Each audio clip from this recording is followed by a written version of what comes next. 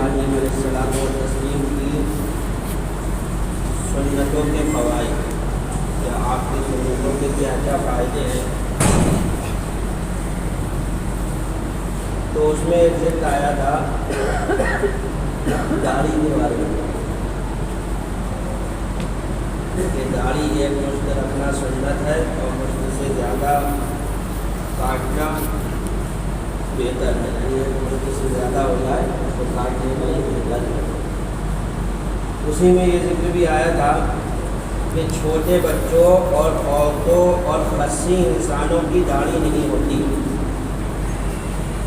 تو یہ سوال آیا ہے باہر سے میرے پاس، کیونکہ یوٹیوب پر بھی پڑی ہوئی ہے، تو انہوں نے سوال کیا تھا اور اس کا جواب پوچھا کہ خصی انسان کسے کہتے ہیں، سمجھ نہیں پائے وہ۔ یہاں ذکر کیا تھا چھوٹے بچوں اور عورتوں اور خصی انسانوں کی داڑھی نہیں ہوتی۔ خصی انسان ایک تو جو ہے پیدائشی آدمی مخنث ہوتا ہے، اللہ کی طرف سے وہ پیدا ہی مخنث ہوتا ہے، نہ مرد ہوتا ہے نہ عورت، اور ایک وہ ہوتے ہیں جو پیدائشی تو مخنث نہیں ہے لیکن یہاں پر وہ جو ہے اپنے جو ہے پیشاب کی جگہ وہ کٹوا لیتے ہیں اور خود جان بوجھ کر لڑکا اجڑا بن جاتے ہیں، وہ ہے خصی انسان۔ یہ پیدائشی جو ہے نہیں ہے، اللہ نے انہیں صحیح پیدا کیا لیکن وہ پیسوں کے لالچ میں یا کسی وجہ سے جو ہے وہ اپنے وسیع نکلوا لیتے ہیں، تو ان کو جو ہے خصی انسان کہا جاتا ہے، یعنی مخنث ہی ہیں وہ بھی۔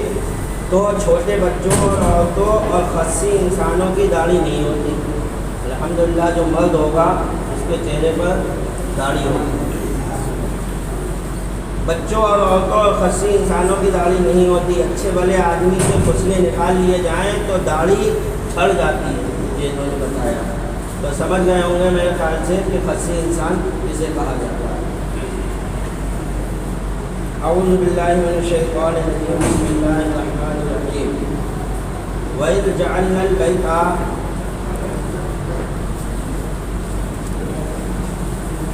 مَثَابَةً لِلنَّاسِ وَأَمْنًا وَاتَّخِذُوا مِن مَّقَامِ إِبْرَاهِيمَ مُصَلًّى وَعَهِدْنَا إِلَىٰ إِبْرَاهِيمَ وَإِسْمَاعِيلَ أَن طَهِّرَا بَيْتِيَ لِلطَّائِفِينَ وَالْعَاكِفِينَ وَالرُّكَّعِ السُّجُودِ۔ اور یاد کرو جب ہم نے اس گھر کو لوگوں کے لیے مرجع اور امان بنایا، خانہ کعبہ کو اللہ تبارک و تعالیٰ نے لوگوں کے لیے مرجع اور امان بنایا، اور ابراہیم کے کھڑے ہونے کی جگہ، یعنی جس پتھر پر کھڑے ہو کر حضرت ابراہیم علیہ السلام و تسلیم نے کعبہ بنایا تھا، وہ مقام ابراہیم کے نام سے جانا جاتا ہے۔ قرآن میں اس کا ذکر ہے، اللہ فرماتا ہے وَاتَّخِذُوا مِن مَّقَامِ إِبْرَاهِيمَ مُصَلًّى، تو مقام ابراہیم کو مصلی بناؤ۔ تو وہ پتھر جو ہے اس پتھر پر حضرت ابراہیم علیہ السلام و تسلیم کے قدم کا نشان بھی نظر آتا ہے بہت سے دیکھنے کو۔ اور وہ پتھر کہاں پر ہے؟ کعبہ شریف میں۔ کہاں پر ہے؟ کعبہ شریف میں۔ اور لگایا کس نے ہے؟ ایسی بات ہے مکہ شریف میں ہے تو مکہ والوں نے ہی لگایا ہے، کوئی بریلویوں نے جا کر تھوڑی لگا دیا، نہیں بریلی کے لوگ تھوڑی پہنچ گئے وہاں پر، کوئی اعلیٰ حضرت نے جا کر تھوڑی لگا دیا، یا اعلیٰ حضرت کے ماننے والوں نے نہیں لگا دیا، بلکہ مکہ شریف میں لگا ہے اور مکہ والوں نے ہی لگایا۔ حضرت ابراہیم علیہ السلام و تسلیم کے وقت سے وہ ہے اور وہ پتھر ہے، اور اس پتھر پر حضرت ابراہیم علیہ السلام و تسلیم کے قدم کا نشان بھی ہے۔ آج اللہ کے رسول صلی اللہ تعالیٰ علیہ وسلم کے قدم کے نشان کو ہم جو ہے سنبھال کر رکھتے ہیں، تو وہاں بھی کہتے ہیں بدعت ہے بدعت ہے، یہ لوگ پتھر سنبھال کر رکھ رہے ہیں۔ اب بتاؤ وہ پتھر جو ہے خاک کعبہ معظمہ میں رکھا ہوا ہے شیشے کے فریم میں، اور اس کا ذکر قرآن میں ہے، اور اللہ فرما رہا ہے کہ وہاں پر نماز پڑھو۔ اللہ تعالیٰ حکم دے رہا ہے نہیں دے رہا ہے نماز پڑھنے کا؟ किस पत्थर के पास नमाज पढ़ने का हुक्म दे रहा है? जिस पे हज़रत इब्राहीम अलैहिस्सलाम खड़े हुए थे। तो हज़रत इब्राहीम अलैहिस्सलाम का मर्तबा ज़्यादा बड़ा या हुज़ूर सल्लल्लाहु अलैहि वसल्लम का मर्तबा ज़्यादा बड़ा? हमारे नबी का मर्तबा तो सबसे बड़ा है। जब मकाम इब्राहीम पर अल्लाह तबारक व तआला ये हुक्म दे रहा है कि वहाँ पर नमाज पढ़ो, तो जिस पत्थर पर हमारे नबी का कदम होगा उसकी बरकत का क्या आलम होगा? अगर हम उसको चूमें, उसको संभाल कर रखें, उसको इत्र लगाएं, हैं, उसके पास नमाज पढ़ें, उसके पास दुआएं मांगे, तो तुम कहते हो कि बिदअत है। कहाँ से बिदअत है? कुरान तो खुद हुक्म दे रहा है हज़रत इब्राहीम अलैहिस्सलातु व तस्लीम के जो है पत्थर को कि यहाँ पर नमाज पढ़ो, और इब्राहीम के खड़े होने की जगह को नमाज का मकाम बनाओ। और हमने ताकीद फरमाई इब्राहीम व इस्माइल को कि मेरा घर खूब सुथरा करो, तवाफ वालों और एतिकाफ वालों और रुकू वालों और सुजूद वालों के लिए। इस आयत का शान नुज़ूल भी सुन लीजिए। इस आयत का ये जुमला यानी वत्तख़िज़ू मक़ाम इब्राहीम मुसल्ला, और इब्राहीम अलैहिस्सलाम के खड़े होने की जगह पर यानी मकाम इब्राहीम को नमाज पढ़ने की जगह बनाओ। इसका शान नुज़ूल ये है कि एक बार हुज़ूर अलैहिस्सलाम ने उमर रज़ियल्लाहु तआला अन्हु का हाथ पकड़कर वो पत्थर दिखाया जिसका नाम मकाम इब्राहीम है। हज़रत उमर को लेकर गए खाना काबा में और कहा, देखो उमर, ये वही पत्थर है जिस पर इब्राहीम अलैहिस्सलाम ने खड़े होकर खाना काबा बनाया था, और बड़ा मुतबर्रक, बहुत ही बरकत वाला पत्थर है। जब हज़रत उमर से अल्लाह के रसूल ने ये इरशाद फरमाया, तो हज़रत उमर ने अर्ज़ की कि जब ये इतना मुअज़्ज़म पत्थर है तो हम इसे मुसल्ला क्यों ना बना लें? अभी तक नमाज पढ़ी नहीं जाती थी वहाँ। हज़रत उमर ने ये राय पेश की कि जब ये इतना बरकत वाला पत्थर है तो हम इसके पास नमाज क्यों ना पढ़ें, हम इसे मुसल्ला क्यों ना बनाएं, यानी इसके सामने खड़े होकर काबे को रुक करके नमाज क्यों ना पढ़ें। हुज़ूर अलैहिस्सलाम ने फरमाया कि मुझे इसका हुक्म नहीं दिया गया। पढ़ लेते, पढ़ने में कोई हर्ज नहीं है, लेकिन रब की तरफ से अभी कोई हुक्म नहीं आया है इस बारे में, इसलिए मैंने तुम लोगों को हुक्म नहीं दिया। तब हुक्म नहीं दिया गया, तब आफ्ताब डूबने से पेशतर ही अल्लाह ताला ने आयत करीमा नाज़िल फरमा दी। सूरज डूबा नहीं था, जिब्रील अलैहिस्सलाम तशरीफ ले आए और कहा जो उमर की राय है वही खुदा की वही, तो मकाम इब्राहीम को मुसल्ला बनाओ और यहाँ पर नमाज पढ़ो। लिहाजा ये आयत उन आयतों में से है जो कि हज़रत उमर की राय के मुवाफ़िक़ उतरी हैं। हज़रत उमर ने कई जगह अपनी राय पेश की, जहाँ जहाँ हज़रत उमर ने राय पेश की वहाँ वहाँ अल्लाह ताला ने वही नाज़िल फरमाई। हज़रत उमर का मर्तबा देखो आप, कि यहाँ भी, और एक मर्तबा एक गुस्ताख़ रसूल को कत्ल कर दिया था, तो कहा है उमर तुमने कत्ल कर दिया? कहा हाँ मैंने कत्ल कर दिया। तो उस वक्त हज़रत उमर ने कहा था, है अल्लाह के रसूल, मैंने किसी मोमिन को कत्ल नहीं किया, मैंने कत्ल तो कर दिया, ये कलमा ज़रूर पढ़ रहा था, हैं, ये बाज़ाहिर मुसलमान था, लेकिन मैं कहता हूँ मैंने किसी मुसलमान को नहीं मारा। जब हज़रत उमर ने ये कहा तभी जिब्रील अलैहिस्सलाम व तस्लीम तशरीफ़ ले आए और कुरान की आयत नाज़िल हो गई, है महबूब जो तुम्हारा फैसला ना माने वो मोमिन है ही नहीं। इधर हज़रत उमर ने कहा कि मैंने मुसलमान को नहीं मारा, और पूरे मक्का में क्या शोर था, पूरे मदीना में ये शोर था कि उमर ने एक कलमा पढ़ने वाले को मार दिया। पूरे मदीना में ये शोर था कि उमर ने एक कलमा पढ़ने वाले को मार दिया, एक मुसलमान को मार दिया। जब सरकार ने आके पूछा तो उमर ने कहा कि मैंने किसी मुसलमान को नहीं मारा। पता चला उमर फारूक आज़म का यही अकीदा था कि जो नबी का फैसला भी ना माने वो मुसलमान ही नहीं। वही कुरान की आयत नाज़िल हो गई, है महबूब जो तुम्हारा फैसला ना माने वो मोमिन है ही मुसलमान है ही नहीं। तो ये भी आयत हज़रत उमर की राय के मुताबिक नाज़िल हुई। तारीख़ इब्न असाकर से तफसीर अज़ीज़ी वगैरह ने नक़ल किया कि जब हज़रत आदम अलैहिस्सलाम बहिश्त से ज़मीन पर तशरीफ़ लाए तो बारगाह इलाही में अर्ज़ किया कि खुदाया मैं यहाँ ना तो मलाइका की तस्बीह और तकबीर सुनता हूँ और ना कोई इबादत गाह देखता हूँ जैसे कि आसमान में बैतुल मामूर देखता था। زمین پر تشریف لائے تو کہا اے اللہ جنت میں فرشتوں کو تسبیح پڑھتے ہوئے سنتا تھا اور دیکھتا تھا کہ بیت المعمور ہے وہاں پر اور اس کے فرشتے چکر لگا رہے ہیں، لیکن زمین میں آیا تو نہ تو یہاں فرشتوں کی کوئی تسبیح سنائی دے رہی ہے، نہ کوئی ایسا گھر ہے کہ جس کی جو ہے ارد گرد گھوم کر تیری عبادت کی جائے، جیسے وہاں پر بیت المعمور تھا اور فرشتے اس کے ارد گرد گھوم کر تیری عبادت کیا کرتے تھے، جس کے ارد گرد ملائکہ طواف کرتے تھے۔ جواب الہی آیا کہ جاؤ جہاں ہم نشان بتائیں وہاں کعبہ بنا کر اس کے ارد گرد طواف بھی کر لو اور اس کی طرف نماز بھی ادا کرو۔ حضرت جبریل علیہ السلام آدم علیہ السلام کی رہبری کے لیے ان کے ساتھ چلے اور انہیں وہاں لائے جہاں سے زمین بنی تھی، یعنی جس جگہ پانی پر جھاگ پیدا ہوا تھا اور پھر وہیں جھاگ پھیل کر زمین بنی۔ اس کا پورا واقعہ انشاءاللہ آگے آئے گا۔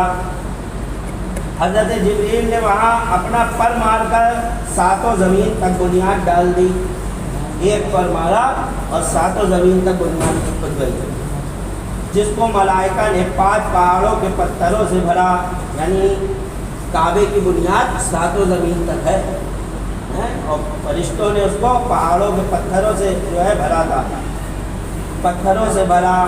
کوہ لبنان، کوہ طور، کوہ جودی اور حرا اور طور زیتا بنیاد بھر کر نشان کے لیے چاروں طرف کی دیواریں اٹھا دی۔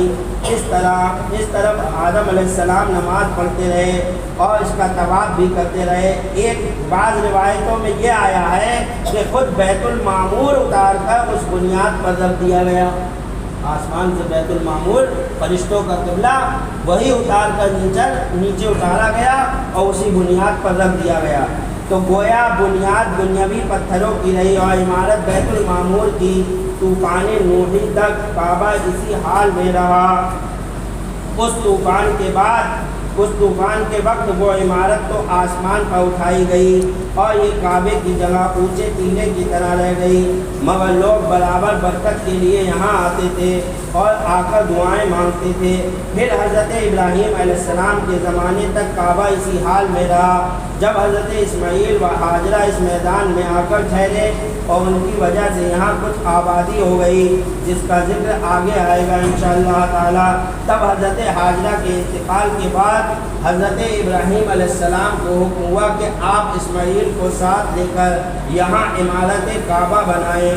اس کی نشانی اس طرح قائم فرمائی کہ ایک بادل کا ٹکڑا بھیجا گیا تاکہ اس کے سائے سے کعبے کی حد مقرر کر لی جائے۔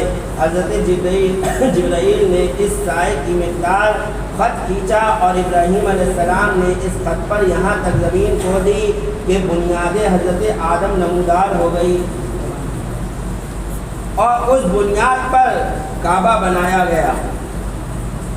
اس کے دروازے 2 تھے، ایک داخل ہونے کا، دوسرا نکلنے کا، اور کعبہ بنانے والے خلیل تھے اور ان کو گارا اور پتھر اٹھا کر دینے والے اسماعیل علیہ السلام۔ اور اس عمارت میں 3 پہاڑوں کے پتھر لگائے گئے، کوہ ابو قبیس، کوہ ہرا اور کوہ درقان۔ ابراہیم علیہ السلام سے پہلے کسی نے یہاں عمارت نہ بنائی تھی، سب سے پہلی عمارت جو بنی وہ حضرت ابراہیم علیہ السلام نے کعبے کی بنائی۔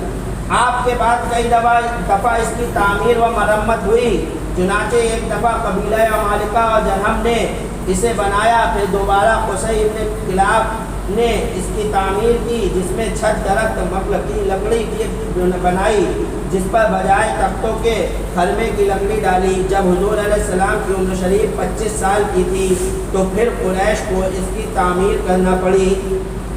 وجہ اس کی یہ ہوئی کہ ایک عورت وہاں خوشبو سلگاتی تھی، ایک بار اچانک اس سے شعلہ اٹھا اور چھت جل گئی۔ اس سے پہلے سیلابوں وغیرہ سے کعبے کی دیواریں بھی پھٹ چکی تھیں، لہذا سرداران قریش نے جمع ہو کر ولید ابن مغیرہ کو امیر عمارت مقرر کیا اور کعبے کو منہدم کر کے دوبارہ بنایا گیا، مگر آپس میں یہ طے کیا کہ اس میں مال حلال ہی خرچ ہوگا۔ ذرا اندازہ لگائیے، زمانہ جاہلیت کے لوگ تھے، وہ تھے جنہیں کوئی تمیز نہیں تھی، جو اچھے برے کی تمیز ہی نہیں رکھتے تھے، لیکن وہ بھی جانتے تھے کہ اللہ کے گھر میں حرام پیسہ نہیں لگایا جائے۔ یہ طے کر لیا گیا کہ اس میں جو پیسہ لگائیں گے وہ حلال کمائی کا لگائیں گے، حلال ہی خرچ ہوگا، چونکہ اس وقت اکثر مالدار سود خور تھے، سودی پیسہ اکثر لیتے تھے، طے کر لیا نہ سود کا پیسہ نہیں لگائیں گے بلکہ حلال کمائی اس میں لگائی جائے گی۔ اس لیے مال حلال بہت کم جمع ہوا، زیادہ تر کام ہی ان لوگوں کا وہی تھا تو کم پیسہ جمع ہو پایا۔ اس کمی مال کی وجہ سے انہوں نے عمارت چھوٹی کر دی اور چند فرق بھی کر دیے، یہ کہ تعمیر ابراہیم سے چند گز زمین چھوڑ کر اسے حتیم قرار دے دیا۔ آج جو آپ دیکھ رہے ہیں کعبہ بھی ہے اور آگے حتیم ہے، یعنی کعبے کے بعد اتنا حصہ الگ ہوتا ہے۔ جب کرنے والا طواف کرتا ہے تو وہ حتیم کے باہر سے ہی کرتا ہے، کیونکہ وہ خالی جگہ بھی کعبہ ہی تھی، پہلے عمارت وہاں تک تھی، اب چھوٹی کر دی گئی ہے، اس لیے وہ خالی جگہ پر جو ہے بس ہلکی سی باؤنڈری کر دی گئی ہے، تو وہ کعبہ ہی ہے، اس میں باہر سے ہی طواف کیا جاتا ہے، وہ حتیم کعبہ کہلاتا ہے، اسے چھوٹا کر دیا گیا۔ اس سے ایک فائدہ یہ بھی ہوا کہ اس کے اندر داخل ہونا بھی کعبے میں ہی داخل ہونا ہے، تو کعبے کے اندر تو بہت سے لوگ نہیں جا پاتے ہیں، لیکن حتیم کے اندر داخل ہو جاتے ہیں، تو اس میں جانا عمارت ہونا ضروری تھوڑی ہے، وہ بھی کعبے کے اندر کی ہی جگہ ہے، اس میں جانا گویا کعبے کے اندر داخل ہو جانا ہے، تو اس میں بھی اللہ کی مرضی تھی۔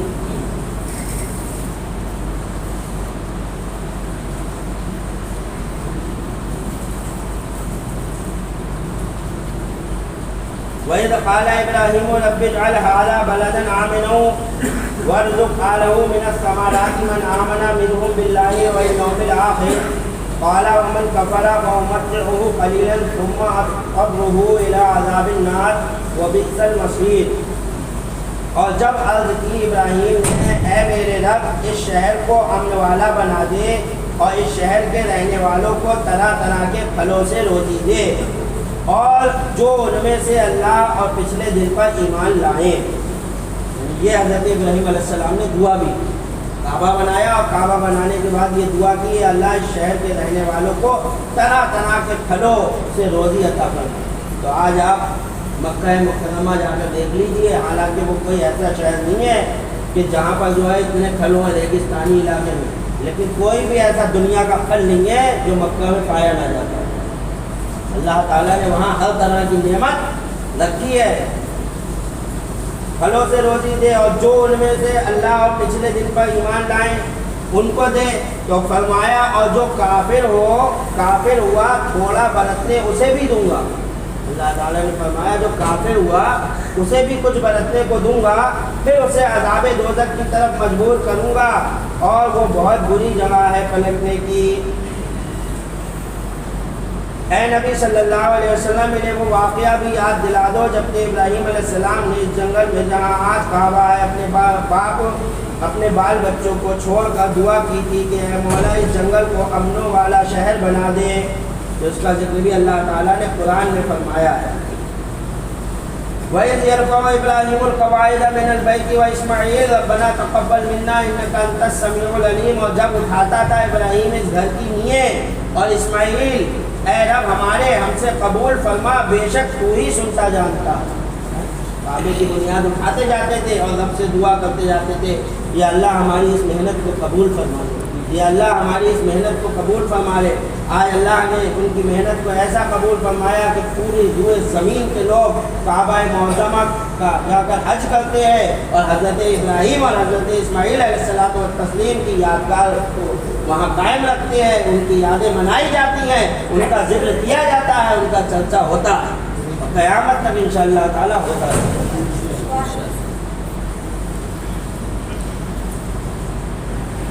اے نبی علیہ السلام انہیں یہ واقعہ بھی سنا دو کہ جب حضرت ابراہیم علیہ السلام کعبہ کی دیوار بناتے تھے، اس طرح کہ ابراہیم علیہ السلام تو بنفس نفیس چن رہے تھے اور حضرت اسماعیل گارا اور پتھر دے رہے تھے، اور نہایت عجز و انکسار سے یہ دعا کرتے جاتے تھے کہ الہی ہماری اس کوشش کو قبول فرما، ہم جو کچھ زبان سے دعا کرتے ہیں تو خوب سنتا ہے، اور ہمارے دل کی حالت سے تو خوب واقف ہے۔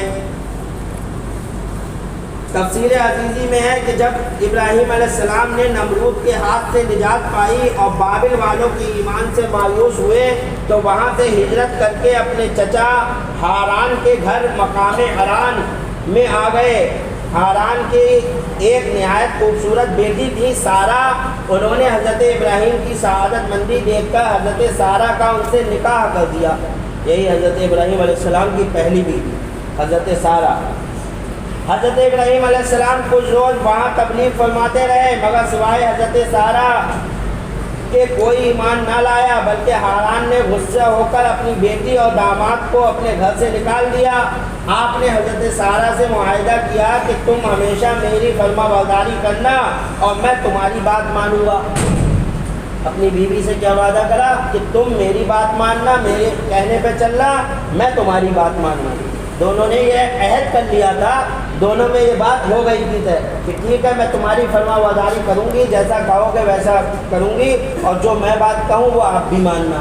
تو انہوں نے بھی کہا تھا حضرت ابراہیم علیہ السلام نے کہ ہاں ٹھیک ہے، جو تم کہو گی اس بات کو میں بھی مانوں گا۔ یہ بات میں آپ کو کیوں یاد دلا رہا ہوں کہ آگے چل کر جو ہے اس بات کی ضرورت پڑے گی۔ جو حضرت سارہ نے کہا کہ حضرت ہاجرہ اور اسماعیل کو یہاں سے نکالو، لے جاؤ، تو آخر حضرت ابراہیم علیہ السلام نے ان کی بات کیوں مانی؟ اس کی وجہ یہی تھی کہ پہلے ایک نبی نے وعدہ کر لیا تھا اپنی بیوی سے کہ جو تم کہو گی میں تمہاری بات بھی مانوں گا، اس لیے یہاں پر یہ ذکر کیا گیا۔ اور یہ تینوں حضرات حاران سے مصر روانہ ہو گئے۔ مصر کا بادشاہ بڑا ظالم اور سرکش تھا، جب کسی خوبصورت عورت کو دیکھتا تو اس کے شوہر کو قتل کرا کر عورت پر قبضہ کر لیتا تھا۔ جب یہ چھوٹا سا قافلہ مصر پہنچا تو شاہی پولیس نے بادشاہ کو خبر دی کہ مصر میں بے مثل حسینہ جمیلہ عورت آئی ہے۔ خیال رہے کہ مردوں میں حضرت یوسف علیہ السلام اور عورتوں میں حضرت سارہ بے مثل حسین ہوئے، بلکہ حضرت یوسف کا حسن حضرت سارہ کی میراث تھا۔ ابراہیم علیہ السلام نے حضرت سارہ کو سمجھا دیا کہ اگر تمہیں پولیس گرفتار کر کے بادشاہ کے پاس لے جائے تو تم یہ نہ کہنا کہ ابراہیم میرے شوہر ہیں، بلکہ یہ کہنا وہ میرے بھائی ہیں، کیونکہ میں تمہارا دینی بھائی ہوں۔ یہ کیوں کہا تھا؟ کیونکہ شوہر کو فوراً قتل کر دیتے، تو آپ نے کہا جھوٹ بھی نہیں ہوگا، تم یہ کہنا وہ میرے بھائی ہیں، اور مراد رکھنا دینی بھائی۔ ہر مسلمان ایک دوسرے کا بھائی ہے، اس لحاظ سے جو ہے کہہ دینا کہ وہ میرے بھائی ہیں۔ حق تعالیٰ تمہیں اس ظالم سے محفوظ رکھے گا۔ یہ گفتگو ہو ہی رہی تھی کہ ان دونوں کو پولیس نے گھیر لیا اور حضرت سارہ کو بادشاہ کے پاس لے گئے۔ ابراہیم نے یہ حالت دیکھ کر نماز شروع کر دی اور دعا میں مشغول ہو گئے۔ بادشاہ حضرت سارہ کو دیکھتے ہی ان پر عاشق ہو گیا، چاہا کہ کچھ بے ادبی کرے۔ حضرت سارہ نے فرمایا کہ مجھے اتنی مہلت دے کہ میں غسل کر کے کچھ عبادت کر لوں۔ ظالم نے فوراً غسل کا انتظام کر دیا۔ آپ نے وضو کر کے نماز کی نیت باندھی اور بارگاہ قاضی الحاجات میں دعا میں مشغول ہو گئی۔ جب ظالم نے دیکھا کہ دیر لگی، وہ آپ کے حجرے میں داخل ہوا اور چاہا کہ عین نماز کی حالت میں آپ پر دست درازی کرے۔ اچانک اس کے دونوں ہاتھ خشک ہو گئے۔ اللہ تعالیٰ نے اس کے دونوں ہاتھوں کو خشک کر دیا اور بے ہوش ہو کر گر پڑا، ساتھ پھول گیا اور منہ سے جھاگ ڈالنے لگا۔